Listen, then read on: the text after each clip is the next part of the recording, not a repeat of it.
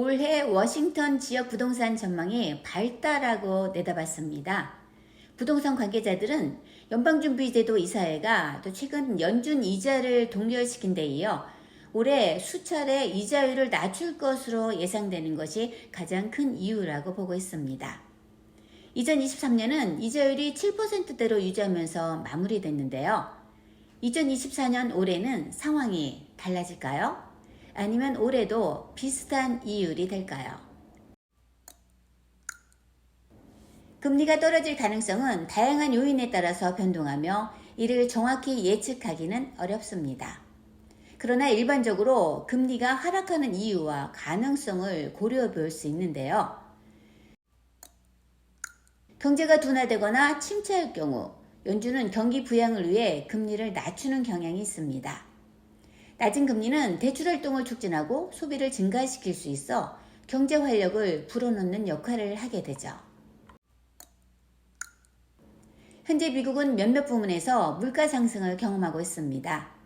그러나 이러한 상황이 지속적으로 그리고 높은 수준으로 유지되지 않고 물가가 안정화되면 연준은 금리를 낮춰 소비를 촉진하고 경기를 부양시킬 수 있습니다. 미국의 금리 결정은 글로벌 경제 동향에도 영향을 받습니다. 세계적인 무역 긴장이나 경제 불안이 높아질 경우에 또 이로 인해서 연준이 수출과 경제 성장을 지원하려고 금리를 낮출 수가 있습니다. 연준은 현재 금리를 현재 수준에서 유지하며 향후 경제 상황에 따라 조정할 것임을 시사하고 있는데요. 경기 불확실성이나 인플레이션이 잡혀서 물가 안정화가 되면 금리 정책을 조절할 수 있습니다. 금융시장의 변동성이 높을 경우 투자자들이 안전자산에 선호를 보일 수 있어 금리 하락의 원인이 될 수 있습니다. 정치적인 요인도 미국의 금리에 영향을 미칠 수 있습니다.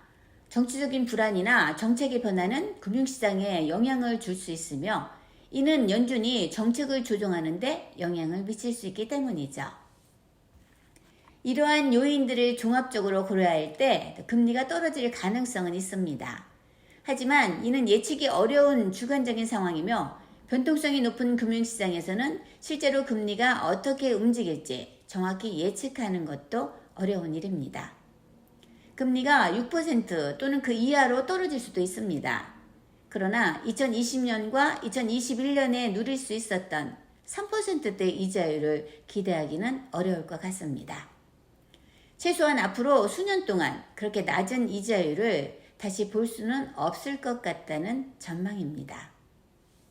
자, 그럼 금리가 높을 때 이자율을 절약하는 방법을 한번 살펴보려고 하는데요. 요즘은 수입과 신용도가 높은 바이어들도 높은 이자율을 받는 현실입니다. 하지만 금리가 높을 때 이자율을 절약하고 계정 상황을 향상시키는 몇 가지 방법이 있어요. 그중 일부를 제시해 드리겠습니다. 현재 높은 금리 환경에서는 주택대출이나 자동차 대출 등 고정 이자율 대출을 낮은 이자율로 재조정하는 것이 유리할 수 있습니다. 이는 금리가 낮은 시기에 대출을 다시 협상하여 혜택을 받는 것을 의미하죠. 먼저 가능한 한 높은 신용 점수를 받아야 합니다. 모든 페이먼트를 밀리지 않고 제때 갚으며 또 신용카드 잔액을 낮게 유지해서 800점이 될 수 있게 한다면 낮은 모기지 금리를 받을 수가 있어요. 신용카드의 높은 이자율은 재정 부담을 가져올 수 있습니다.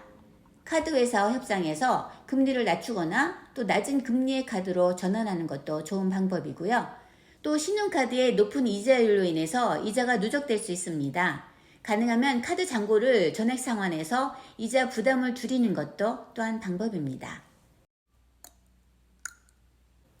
높은 이자율 환경에서는 저축계좌나 안전한 투자 수단을 검토해보는 것도 좋습니다.